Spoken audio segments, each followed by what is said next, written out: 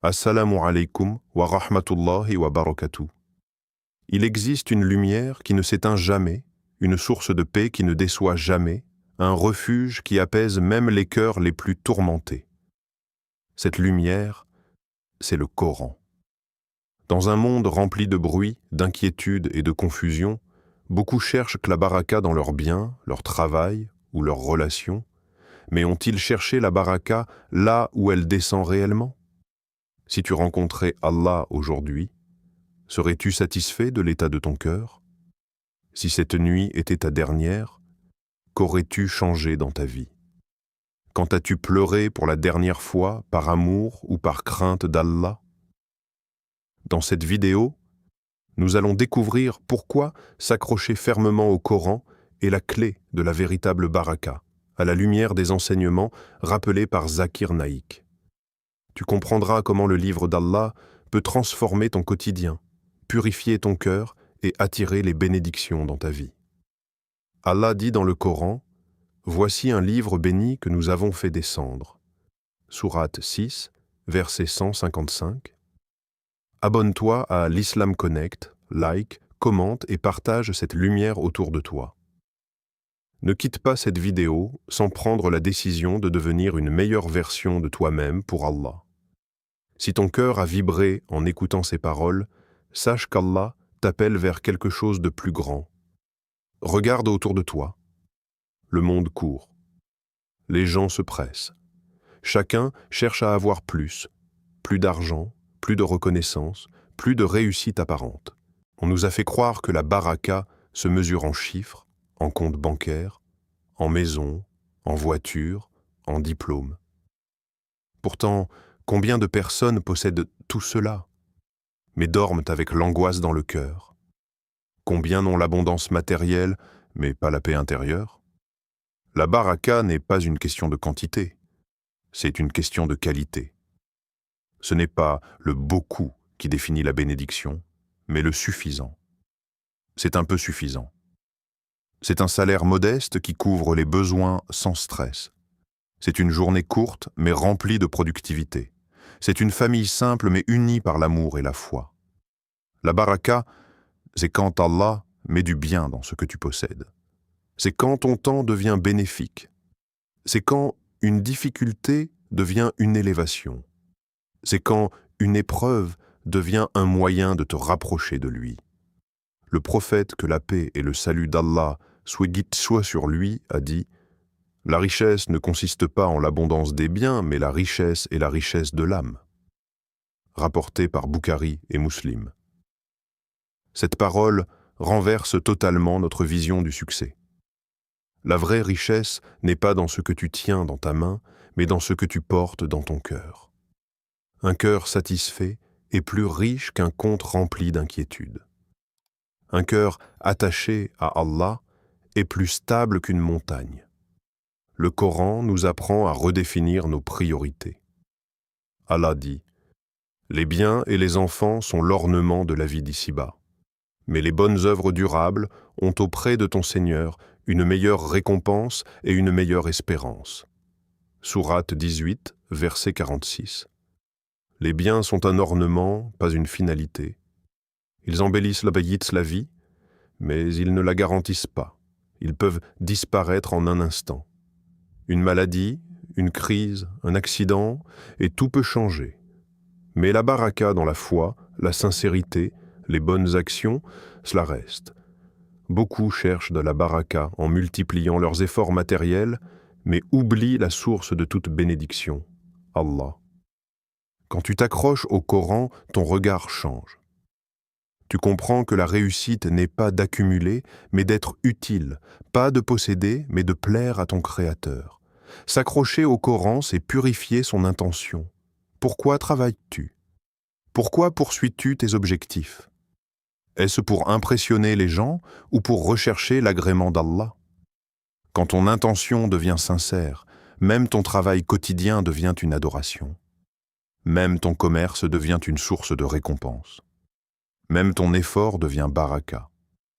Il existe des personnes qui gagnent peu, mais vivent dans la sérénité, et d'autres qui gagnent énormément, mais vivent dans la peur de perdre.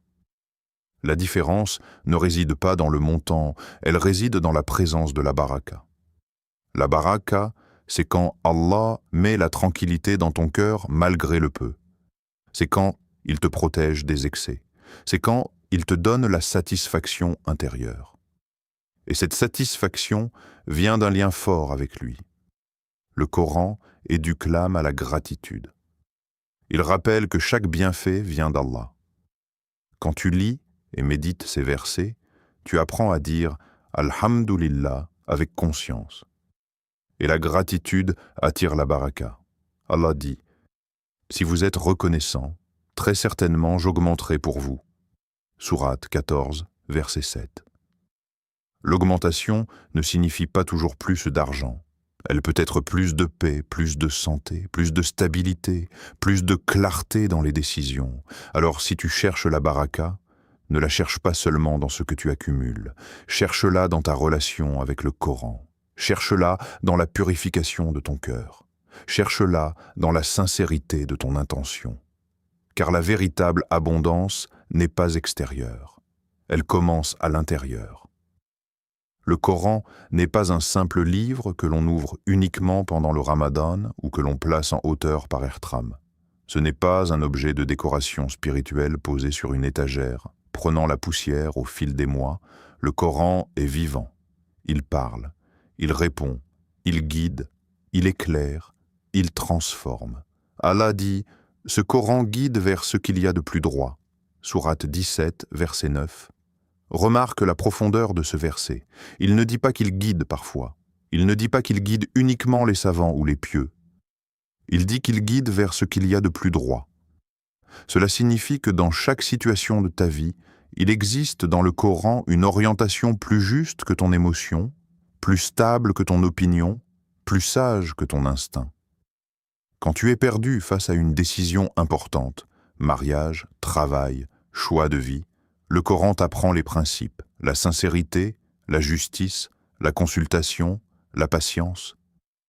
Quand tu es triste, il te rappelle que cette vie est éphémère et que la récompense des patients est immense. Quand tu es trahi, il t'enseigne le pardon et la dignité. Quand tu réussis, il t'enseigne l'humilité et la gratitude. Chaque verset est une lumière. Mais une lumière ne sert que si tu l'allumes. Beaucoup cherchent des réponses partout, dans les réseaux sociaux, dans les opinions des gens, dans les tendances du moment. Pourtant, la parole d'Allah est plus stable que toutes les idéologies humaines. Elle traverse les siècles sans perdre sa pertinence. Zakir Naik rappelle souvent que le Coran contient des réponses claires pour l'humanité entière. Il insiste sur le fait que le message du Coran n'est pas limité à une époque ou à une culture. Il s'adresse au cœur humain, et le cœur humain ne change pas. Il aime, il craint, il espère, il doute, et le Coran répond à chacune de ses émotions. Quand tu es submergé par l'anxiété, lis les versets d'Ifab qui parlent de tawakkul, de confiance en Allah. Quand tu te sens coupable, lis les versets sur le pardon divin. Quand tu te sens faible, lis les récits des prophètes qui ont traversé des épreuves immenses avec patience. Le Coran n'est pas théorique, il est pratique. Il te montre comment parler, comment agir, comment réagir. Il éduque ton caractère, il affine ton comportement, il élève ton regard. Mais voici la question essentielle. Quand as-tu ouvert le Coran pour chercher une réponse sincèrement? Pas pour réciter rapidement, pas pour compléter une habitude, mais pour demander guidance. La guidance ne descend pas sur un cœur fermé, elle descend sur un cœur humble. Allah décrit le Coran comme une guérison. Nous faisons descendre du Coran ce qui est une guérison et une miséricorde pour les croyants. Sourate 17, verset 82. Une guérison de quoi? Des maladies invisibles, l'orgueil, la jalousie, l'angoisse, le doute, l'attachement excessif à ce monde. Ces maladies ne se soignent pas avec de l'argent. Elles se soignent avec la parole d'Allah. Quand tu lis régulièrement le Coran, tu remarques un changement subtil. Tes réactions deviennent plus calmes, tes décisions deviennent plus réfléchies, tes priorités deviennent plus claires. Ce n'est pas magique. c'est la baraka de la guidance. Le Coran te rappelle constamment la finalité de ta vie. Il t'empêche de te perdre complètement dans la course matérielle. Il te dit « Tu es ici pour adorer, pour servir, pour te purifier, pour retourner vers ton Seigneur. » Mais cette guidance exige un effort. Il faut ouvrir le livre, il faut le lire avec attention, il faut le méditer même quelques versets par jour. La transformation ne vient pas en un instant, mais elle vient avec constance. Le Coran est vivant. La question est, ton lien avec lui l'est-il aussi? Il y a des maisons grandes mais lourdes, des maisons luxueuses mais froides, des maisons pleines de meubles, mais vides de sérénité. Et il y a des maisons simples, modestes, parfois étroites, mais remplies d'une lumière invisible. Cette lumière, c'est la baraka qui descend lorsque le Coran y est récité. Le prophète, que la paix et le salut d'Allah soient main sur lui, nous a enseigné une vérité bouleversante. La récitation du Coran transforme l'atmosphère d'un lieu. Dans un hadith authentique rapporté par Muslim, il est mentionné que lorsque des gens se réunissent dans une maison parmi les maisons d'Allah pour réciter le livre d'Allah et l'étudier ensemble, la tranquillité descend sur eux.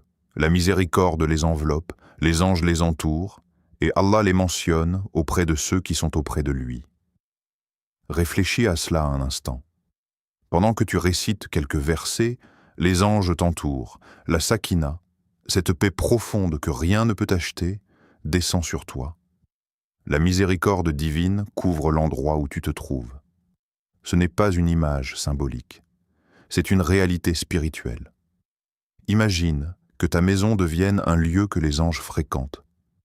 Imagine que les disputes diminuent, que les tensions s'apaisent, que les cœurs deviennent plus doux. Tout cela peut commencer par quelques minutes de récitation sincère. Le Coran n'apporte pas seulement des récompenses pour l'au-delà, il transforme l'ici-bas. Il purifie l'air spirituel d'un foyer. Il éloigne les influences négatives.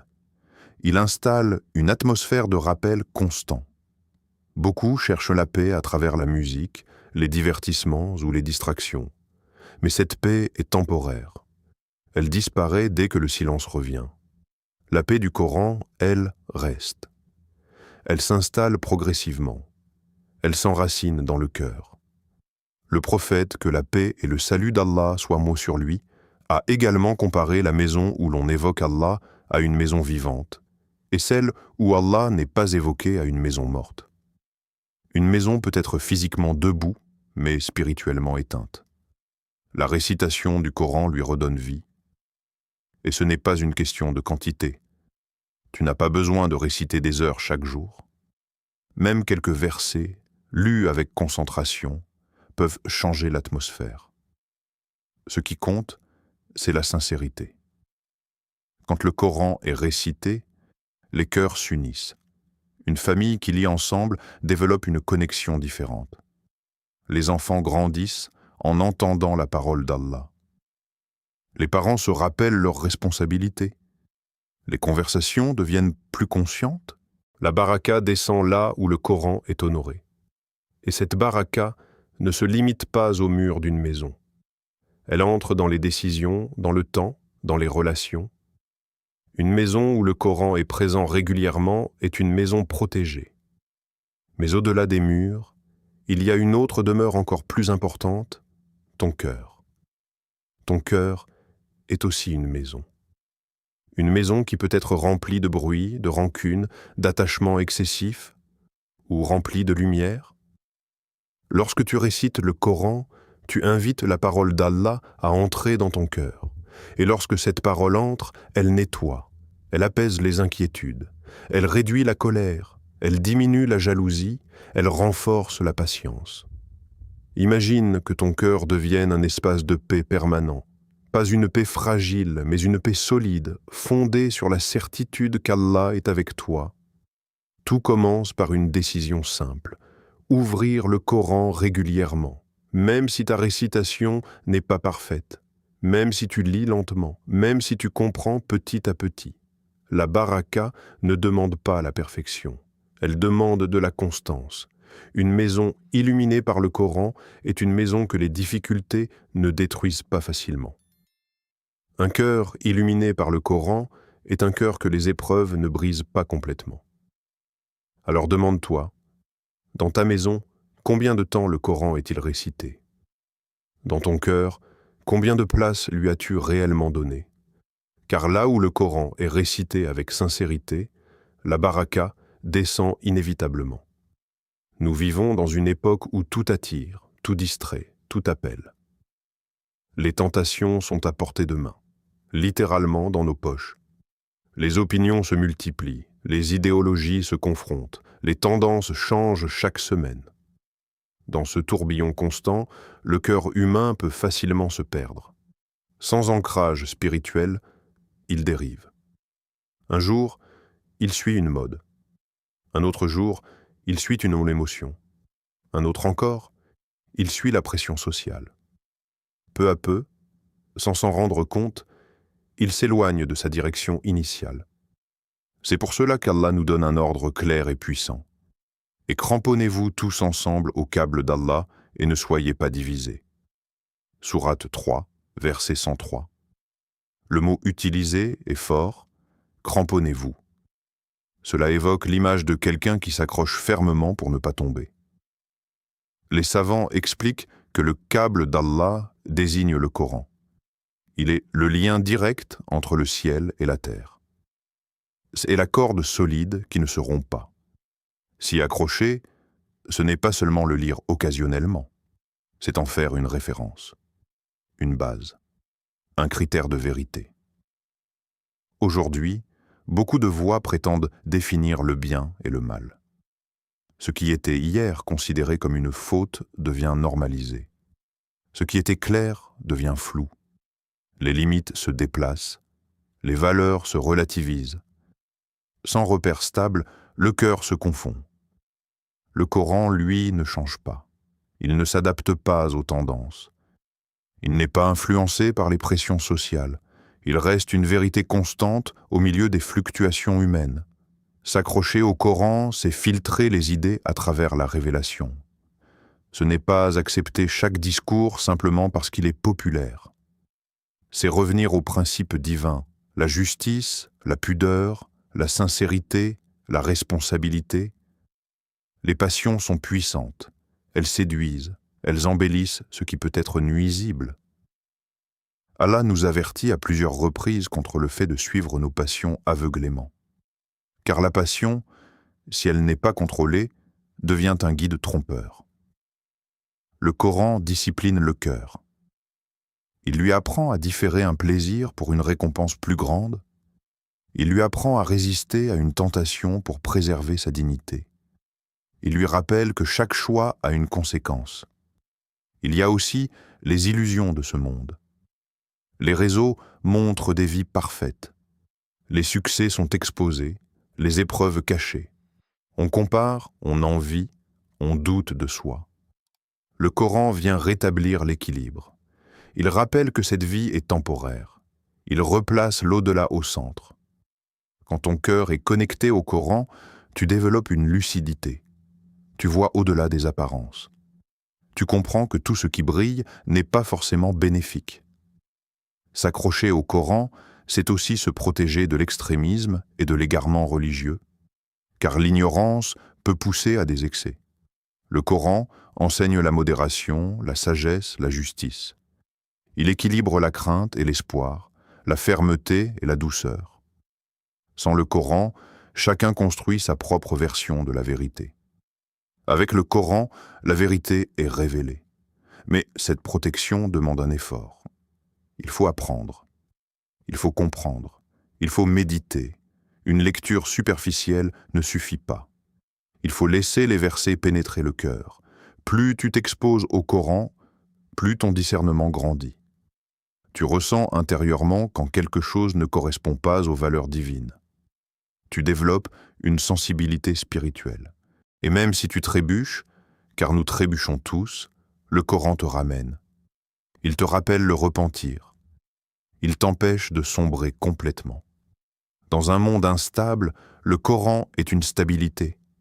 Dans une époque confuse, il est une clarté. Dans un environnement rempli de tentations, il est une protection. La question n'est pas « y a-t-il des égarements autour de nous ?» Ils sont partout. La vraie question est « à quoi es-tu accroché pour ne pas tomber ?» Il viendra un jour où tout ce que nous connaissons disparaîtra. Les richesses perdront leur valeur. Les réputations s'effaceront. Les relations s'arrêteront à une limite précise. Ce jour-là, chacun sera préoccupé par lui-même. Chacun cherchera une issue. Chacun craindra le résultat de ses actes. C'est le jour du jugement. Dans ce moment d'une intensité inimaginable, le prophète, que la paix et le salut d'Allah soient vingt sur lui, nous a donné une espérance immense. Il a dit « Lisez le Coran, car il viendra en intercesseur pour ses compagnons le jour de la résurrection. » Rapporté par Muslim. Réfléchis à cette scène. Alors que les gens seront plongés dans l'inquiétude, le Coran, que tu récitais peut-être discrètement dans ta chambre, que tu ouvrais parfois malgré la fatigue, que tu essayais de comprendre malgré tes difficultés, se présentera pour toi. Il intercédera. Il parlera en ta faveur. Ce ne sera pas une simple récitation oubliée. Ce sera une relation qui portera ses fruits. Imagine que chaque lettre prononcée soit transformée en lumière. Chaque effort pour améliorer ta lecture devient une évidence. Chaque verset médité devient une défense. Même les moments où tu luttais contre le sommeil pour finir une page, même les larmes versées en lisant un verset qui touchait ton cœur, rien ne sera perdu. Le prophète, que la paix et le salut d'Allah soient bons sur lui, a également enseigné que deux sourates, Al-Baqarah et Al-Imran, viendront comme deux nuages ou deux groupes d'oiseaux pour défendre leurs compagnons. Cela montre que le lien avec le Coran n'est pas symbolique, il est réel, vivant, actif. Dans ce monde, nous cherchons des soutiens, nous voulons des alliés puissants, nous voulons des relations influentes. Mais le jour du jugement, aucune influence humaine ne comptera sans la permission d'Allah. Le Coran, lui, sera un allié autorisé. Quelle baraka plus grande que celle qui te suit dans l'éternité. Ici-bas, la baraka peut se voir dans le temps, la santé, la sérénité. Mais la baraka ultime est celle qui te sauve lorsque tout est terminé, celle qui allège la balance, celle qui illumine ton chemin au-dessus du sirat. S'attacher au Coran aujourd'hui, c'est investir dans demain, pas demain matin, demain éternel. Chaque fois que tu ouvres le mouchaf, tu construis une protection future. Chaque fois que tu choisis la récitation au lieu d'une distraction inutile, tu fais un choix qui dépassera ta courte vie. Et même si tu n'es pas parfait, même si ta lecture est lente, même si tu fais des erreurs, ce qui compte, c'est la constance et la sincérité. Le prophète, que la paix et le salut d'Allah soient sur lui, a dit que celui qui récite le Coran avec difficulté aura une double récompense. Même l'effort est valorisé. Le Coran n'abandonne pas ceux qui ne l'abandonnent pas. Ce sera soit un argument pour toi, soit un argument contre toi. S'il a été négligé, ignoré, oublié volontairement, ce sera une perte immense. Mais s'il est honoré, même modestement, il deviendra une miséricorde. Imagine le soulagement, au milieu de la crainte générale, d'avoir une intercession en ta faveur. Imagine entendre que ta relation avec le livre d'Allah a compté. Voilà la véritable réussite. La vraie baraka n'est pas seulement dans la réussite professionnelle ou familiale. Elle est dans une fin heureuse. Elle est dans une sécurité éternelle. Elle est dans la proximité d'Allah. Le Coran que tu tiens aujourd'hui entre tes mains peut devenir ta défense demain devant ton Seigneur. La question est simple, mais profonde. Veux-tu qu'il parle pour toi ou qu'il témoigne contre toi? La baraka ne se mesure pas en chiffres, mais en paix intérieure. Elle ne se voit pas toujours à l'extérieur, mais elle transforme profondément l'intérieur. Aujourd'hui, nous avons compris que s'accrocher au Coran, ce n'est pas seulement le lire de temps en temps, c'est en faire un compagnon quotidien. C'est chercher ses réponses dans ces versets, sa force dans ses rappels et sa consolation dans ses promesses. Le Coran est un livre béni. Il éclaire les cœurs obscurcis, il redonne espoir aux âmes fatiguées et il rapproche le serviteur de son Seigneur. Si tu veux la baraka dans ton temps, dans ton travail, dans ta famille, commence par donner une place réelle au Coran dans ta vie. Même quelques versets par jour peuvent transformer ton destin. Abonne-toi à l'Islam Connect, partage cette lumière autour de toi et sois une cause de guidance pour quelqu'un d'autre. Peut-être qu'un simple partage sera la raison de ta récompense immense auprès d'Allah. Merci d'avoir ouvert ton cœur à cette parole. Que la paix d'Allah t'accompagne où que tu sois.